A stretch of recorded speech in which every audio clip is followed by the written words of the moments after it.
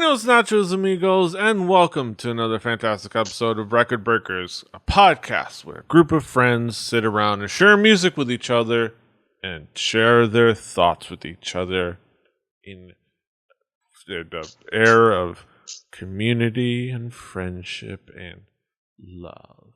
I'm Peter Rave, your man with no plan. Here with me is my team, my squad, my crew. We've got Brett. Wow. We've got Drew. Squad goals. And we've got Patrick. Womp, womp, womp, womp. And this time, once again, we have a guest. We have our friend, Mike, a.k.a. Avarant. How you doing, dude? Skirt.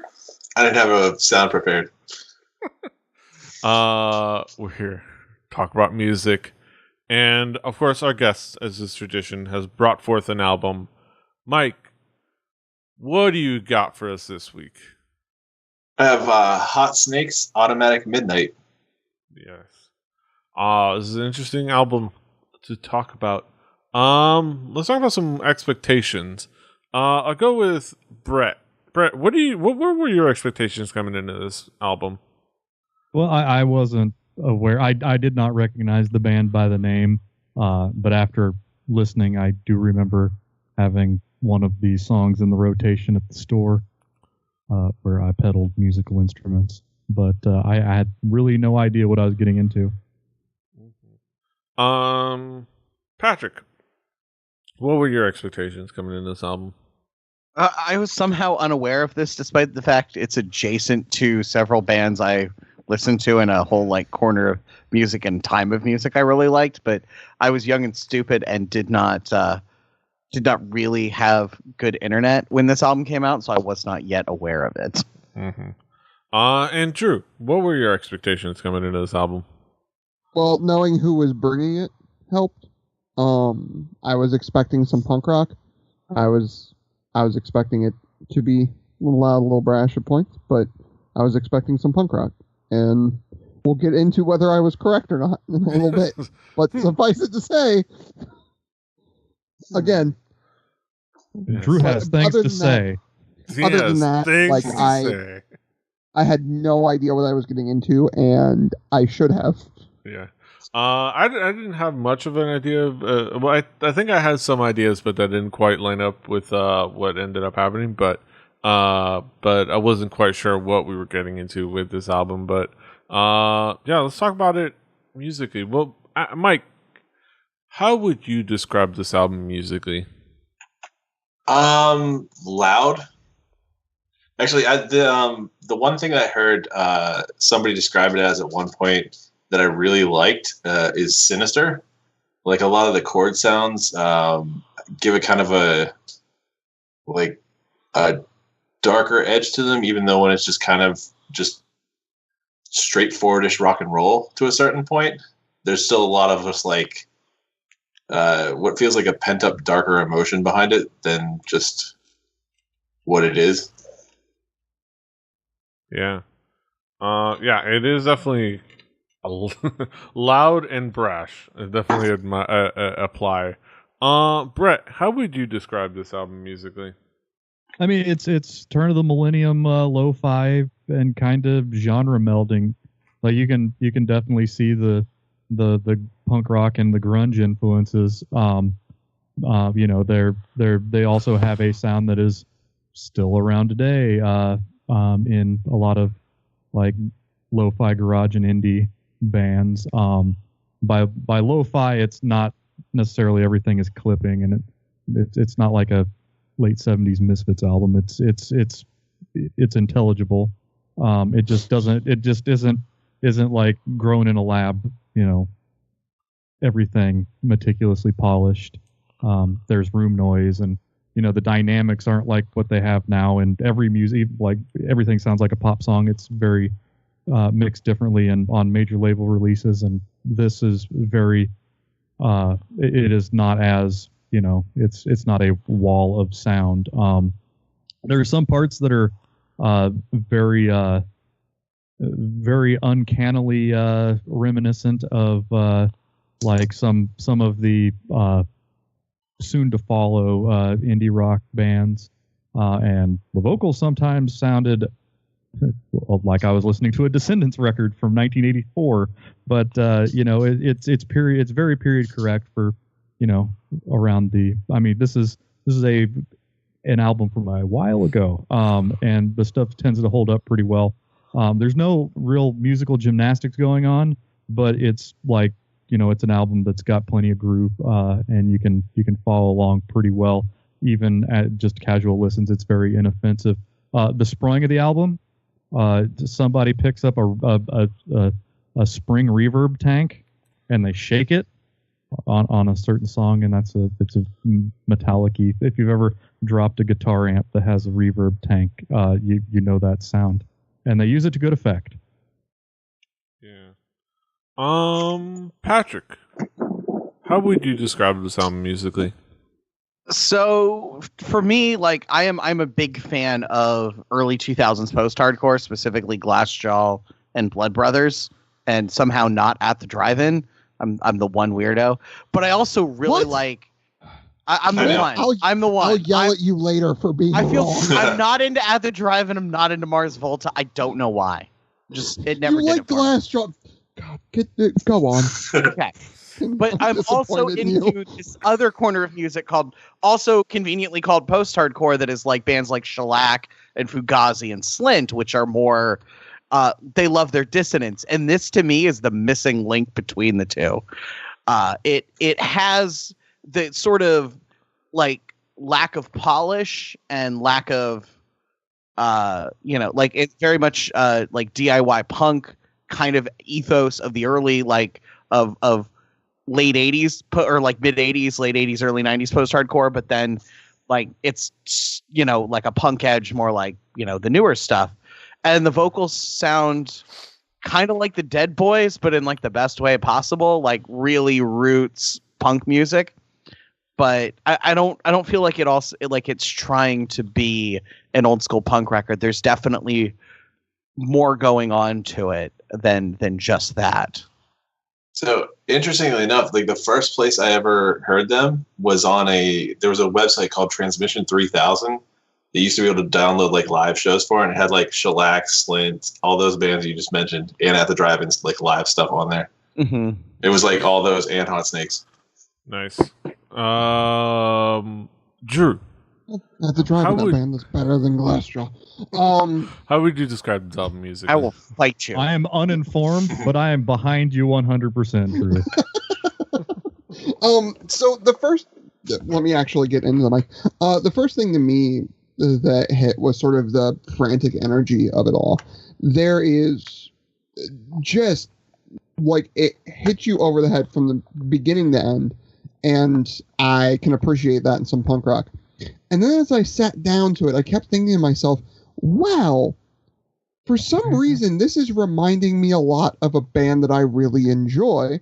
I brought this up to Mike in a message. This is reminding me a lot of Rocket from the Crypt. How have I never heard these guys before? Come to find out, there was a reason for that.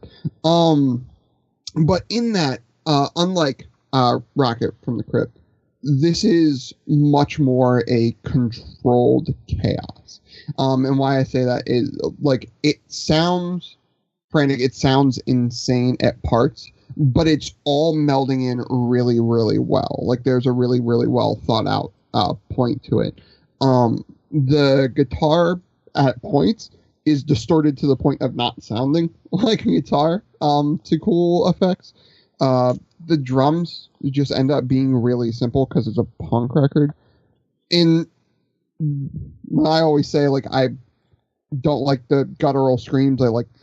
But I do like the yelling. This is what I'm talking about when I say that. The, like, sort of pump your fist screaming that makes you want to scream as you're barreling down the road doing 85 is sort of where I dive into it. The straight edge kid likes guys screaming into a microphone. Go figure. Weird. Almost like that's all Gorilla Biscuits and Minor Threat were. But point being,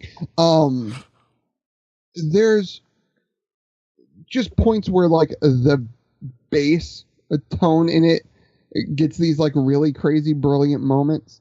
it is how this never came into my wheelhouse, like Patrick. I'm not 100% sure because I definitely dabbled in these circles back in the day, and it coming in now is like, wow, okay, no, this makes a lot of sense. And Yeah, it was hearing that and like what came slightly after it with you get things like just coming in from other bands and stuff like that you're like, oh, okay, like these guys must have had like a lot of ears because they had 3 other bands Yeah. before this. Like literally 2 dudes. Oh, we've been in 3 bands and this is our 4th. Yeah. And all of which are, like Rocket from the Crypt, like you said, like all these bands that are on my guilt list of stuff I've never really listened to that I should. Oh man, Rocket from I know. We'll get to it, but I'm gonna have to go down those rabbit holes. Mm-hmm. I'll bring oh man. Yeah, I'm just I'll glad bring Scream Dracula Scream sometime. Like, Yes. oh man. I'm just glad everyone else seemed to think positively, at least somewhat positively, like I did. Because I was worried when listening to this album that was like, oh, this is a messy hot mess of an album, and yeah, whatever. Because it's brash and it's messy and but it's in a fun way. And my concern was that y'all weren't going to dig it, but I'm glad everyone dug it because I really enjoyed this album. Just as an album to kind of like zone out to. This is one of my there's something like about this, even though it is loud and like it's a punk rock album. This is the kind of album where even though it's like has this high energy, I'd still like kind of zone out and space out to it and just have it like in my just fuzzing around in my brain. It's just like. If it wasn't for the Mega Man 2 themes, the boss themes pulling me out of my zone, I would agree 100%. But yes, yes. That was no. I do not disagree. I did enjoy my time. Yes. Yeah. But let's talk about some of the key tracks. Mike, what would be some of the key tracks for you? So I was thinking about this while I was listening to it again, and like on most of the albums I listen to, usually it's the first 3 tracks. They're like always I have a lot of albums where I'm just like the first 3 tracks are like the best ones of the album. Then I'll listen to the rest of the album. This one, it's the last 3. Like, was it Mystery Boy, which has John from Rockets from the Crypt as the singer? Because like the first time I heard it, because I knew Rockets from the Crypt before them, and the first time I heard it, I was just like, oh, they have the guy from Rockets from the Crypt guesting on it, and I didn't realize that he was just the regular member. He was just the guitar player in this band instead of the lead vocalist. So that track's awesome. And then I decided a long time ago that if I'm ever in like a wrestling match, or if I ever go to the boxing ring or something where I have to like really fight someone, the second to last song on the album, Apartment O, that's going to be my theme song. Like just going in, I don't know if you remember specifically, but that was the instrumental one. That's just like a minute long. Yeah. And just like really intense from the beginning to the end. I figure I'm gonna walk out to that one and then just get my ass kicked by whatever I gotten myself into. Yes. And then the last one, Let It Come, just like kind of just keeps going up and down in terms of just intensity. Like it starts out extremely intense and then kind of just fades off into the drums and the guitar for a minute and then back up again and back up and back down over and over again. And for some reason, that one's like just grabs me every time. Yeah. Okay, with the eyes for Let It Come. Yeah, there's some fantastic tracks right there. Flesh Fridays. Tomorrow is Friday, which of course, not to date this when we record these episodes. Oh, just no one knows Thursday. The mystery. Which of course means flesh. Flesh. Yes. Flesh Fridays. Shout out to Team Pazuzu. Flesh Gord. But let's talk about some tracks. Brett. Again, spaced out. Brett, what would be some of the key tracks for you? Okay. The album opens up in a way that I kind of enjoyed with if credit's what matters, I'll take credit. It sort of sets the table for what you're going to get, and then leads into the titular track, of Automatic Midnight, which I think I misspoke earlier, but it has the total like I'm fighting Birdo in Mario 2 as the sound that pulls me out of my little magical like, oh wait a minute, I'm actually listening to something. I enjoy that. That is something that people can borrow, because Mario 2 was something that was borrowed too. So but it's also a song that sounds very Descendants-y in the vocals, which happens quite a bit. Mystery Boy is a song where the sproing shows up and is used to good effect. It's a very weird percussive, like, I don't know, a bunch of springs inside of a box that people rattle around, and it's kind of got some modulation on it. Sounds pretty cool. I wonder if they did it on the amplifier or if they had one like in somebody's hands. Those are things I would. It's a noise that anybody who's kicked over a Fender amp on accident or like moved it around when you weren't supposed to. It's a sound that I will never forget. But I never thought of it being used in the way that it was. And you know, Past Lives is a song that had it's more I'll just touch on a little bit the opening of the track. There's a little like. It's just like a jam, like a general purpose jam that I hear to this day in people's houses or at bars. It's a very, lo-fi, like simple, like somebody could play just some blues jam over it. It's kind of neat how a sound from as far back as this album was has a sound that I can still find in bars every night of the week in my small town.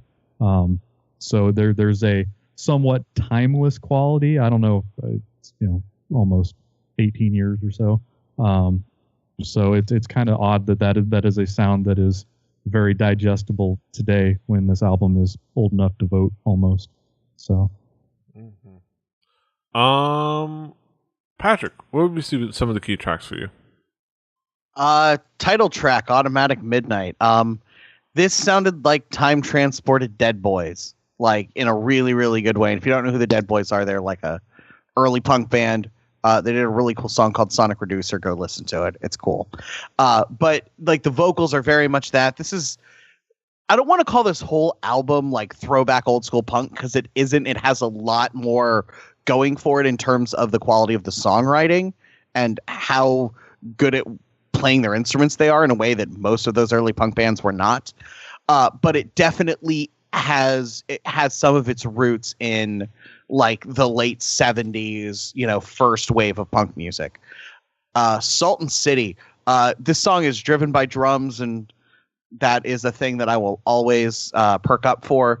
And it's, the drums are always kind of strong in the mix. The guitar does some cool stuff, and really good use of tremolo picking on the guitar throughout sort of the later parts of the song. I just enjoyed that song. It's got a good beat to it, and it, made me want to listen to it again and again. 10th Planet, and this is kind of why I say it doesn't sound like too old school punk, is this has got like a really nice chord progression to it, and like near the end I would describe the sound as almost lush. It's very full and like kind of pretty for an album that is very hard edged and like everything with attitude.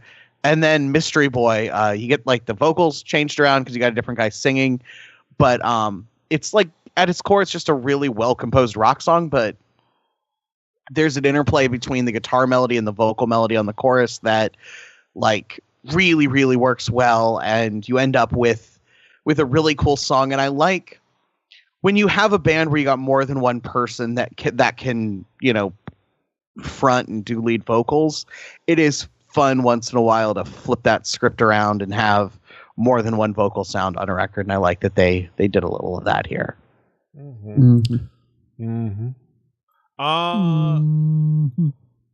Drew. Real songs. Yeah. Drew, what were some of the key tracks for you? So, record breaker thing. If credit's what matters, I'll take credit. It opens up almost telling you like, hey, we're going to be in your face and we're going to be yelly before the vocals even come in, which I think is really great. The album wastes zero time, and I can respect that in a punk rock record. Light You Up the keep Stars. saying that. It's kind of. Go ahead, speaker. I'm gonna let you finish. Light Up the Stars. A bit more melodic, but probably my favorite song on the entire record. I really, really enjoyed it. And then Let It Come. The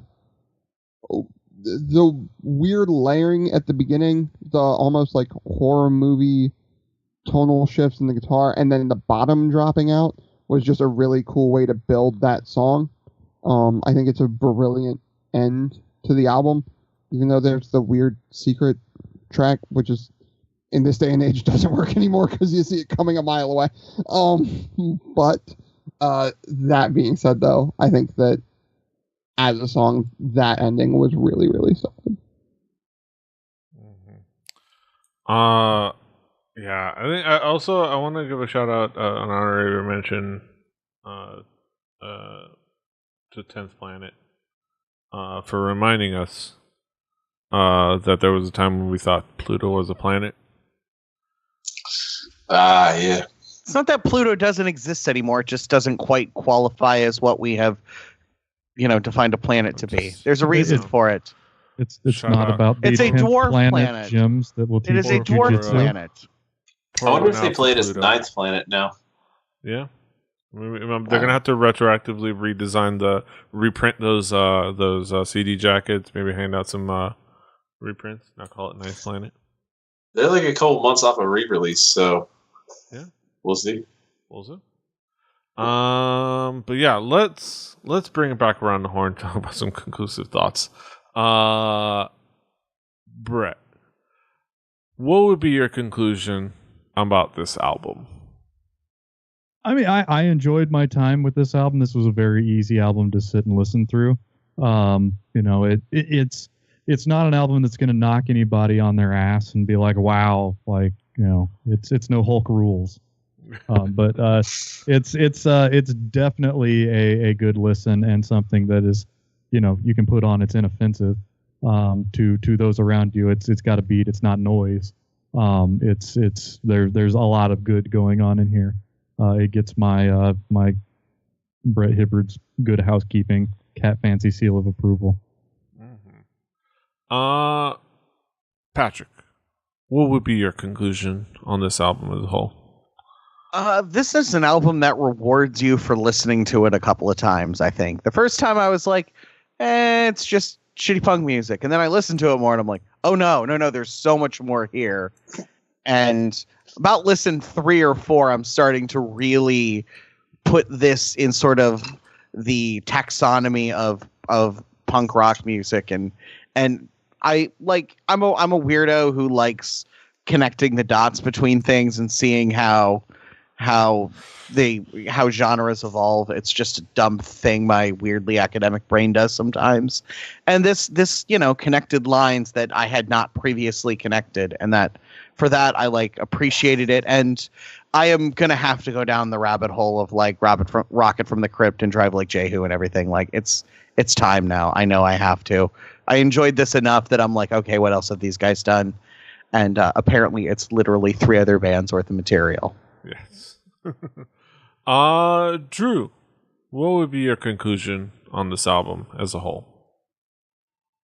I always go into this the reason I like doing it is finding music that I'm gonna listen to it past what we listen to it on the show. Something that I want to throw things in regular rotation. And this one is going to get that treatment. I will bring up names that we've done in the past, like Your Bad Rabbits and such, that got thrown into regular rotation, where if I'm in a mood, they are something that I'm going to pull out. I even pull out Chromeo. Even me. They have a new record coming soon. Chromeo's hard to avoid. Yeah. Chromeo's so good. Yeah. But point being, Hot Snakes is going to be one of those bands for me. It's not this is I get it, and it's a fun listen, and there is a lot there for it being a really simple band, which sometimes that works really, really well, and sometimes you just need that. Yeah, Bad Rabbits. I'm always like this close to like moving to New York and just seeing a billion Bad Rabbit shows, even if it's in New York or elsewhere in the Northeast. Boston. It'll be me and fucking Curtis Larac. Do I spell? God damn it! I don't Curtis pronounce Larac. Larock. Rock. I'm sorry, Curtis. I love you. Yeah, I got a bunch of very drunk snaps from him and Liana Moose last night, so that was fun. Them too. Nice. And then Mike, we'll all just fucking go to shows. God damn it! Now I have to do that. Mm-hmm. Well, at the very least, I'm gonna have to make sure I come up sometimes at some point for a weekend or something. Definitely. Yeah, come up. Yeah, come through. But yeah, Mike, what would be your conclusion? I had like three thoughts on this album that I thought were interesting. Like the first one, I was going to bring up Drive Like Jehu, because this is a band that like Hot Snakes sounds like very kind of stripped down rock at first, but their band right before this is like they did these crazy, like some songs are like 7-minute long math rock songs where they just kind of experimented with stuff. And this was kind of like their album to just like chop it all down into like the smallest parts they could and just play like a really basic stripped down thing. The other thing that's interesting is they recorded this album and they did all the work on this while they lived on opposite coasts. So like the main lead singer lives in New York, and I actually ran into him a while ago. And then the other guy, John, lives on the West Coast, and their drummer lived in Philadelphia. So they were just traveling, and they would just record this in like little bursts at different times.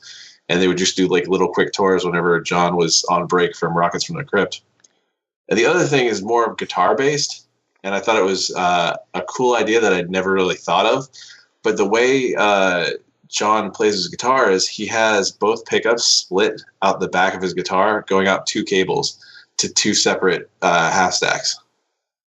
So each pickup goes to its own half stack, which now I have a guitar that I can completely mess with. And I think I'm going to end up trying to do that at some point, although I don't have 2 half stacks. So this might take a little time.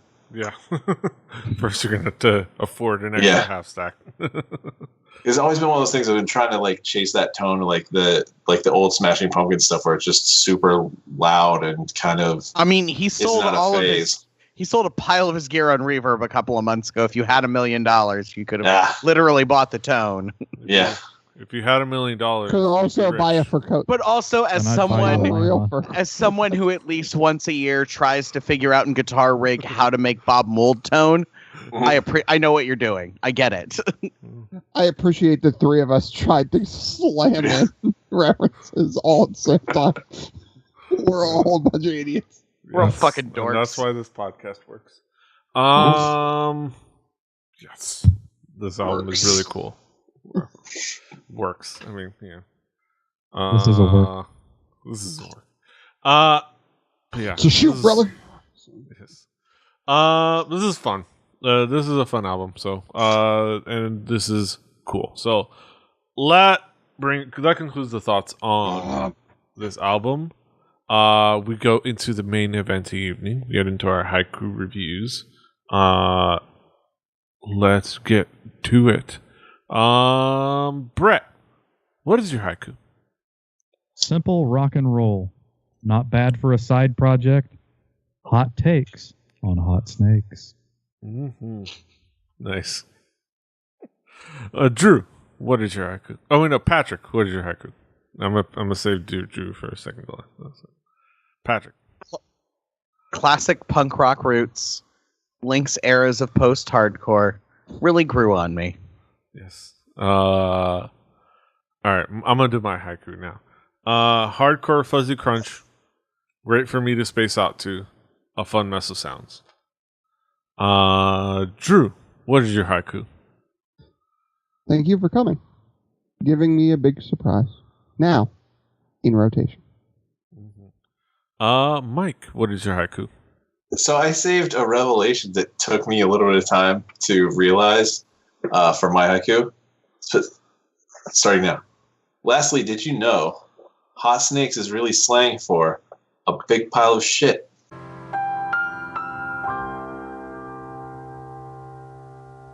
The more you know. I'd never heard that slang term before, and I'd been listening to him for a few years, and then then someone's like, "Oh, Hot Snakes," like a pile of shit. And I was like, "Oh, I got it." Yes. All right. Now I have to like make The a record note for breakers editing. are educational. Mhm. As The let's put ourselves for the podcast awards for educational podcasts. I'm sure we will not make it. yes. Yeah, we'll clean up. Yeah. Sorry, it was me noting that down. Yes. Those are our thoughts on Hot Snakes. Both the band and the term. And the album Automatic Midnight. Go check it out. It is on our Spotify playlist. You can listen to at home. Play Record Breakers the home game. Probably were surprised if you get notified by that if you subscribe. You know. But subscribe also. Subscribe to that playlist so you get notified every time it gets added. You know, do that. On that Spotify. Well, actually, no, not on that Spotify playlist. No, Sorry. No, definitely not on a Spotify playlist. Unfortunately, the band is, but this album is not. We're gonna be talking about a very cool Japanese rock band by the name of Bandmaid. They're an all-girl Japanese rock band. They all dress like maids from maid cafes. So, but there's something more going on musically. So, we're gonna have that discussion next week. But that is next week, and this is this week. And you can, of course, find us. Well, let's first of all, Mike. Where can people find you? What do you got going on? Just right there, mostly on Twitter. I don't have much other than that going on right now. Yes, at Avarant.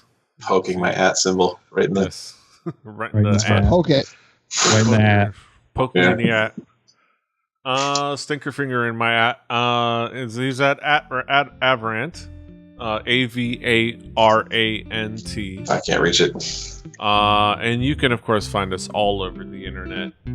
Patrick is at The Swagger. Brett is at HBBBird, HIBBI2IBIBBARD. Drew is at X, Drucifer X. I'm at PD Rave. The show is at 4 Record Breakers. That's the number 4 Record Breakers. RecordBreakersPodcast.com. RecordBreakersPodcast@gmail.com is the email, so you can email us your emails. Electronically? Yes. As opposed to Hopefully. regular mail, it's your electronic mail, people. Rebelli.net for this and other shows, or the other show. Rebelli TV on YouTube, on Twitch. I say this and other shows in case I ever decide to do a third. Who knows? Future proof. Yes. Subscribe, like, share, do all the things. Until next time, hasta los huevos.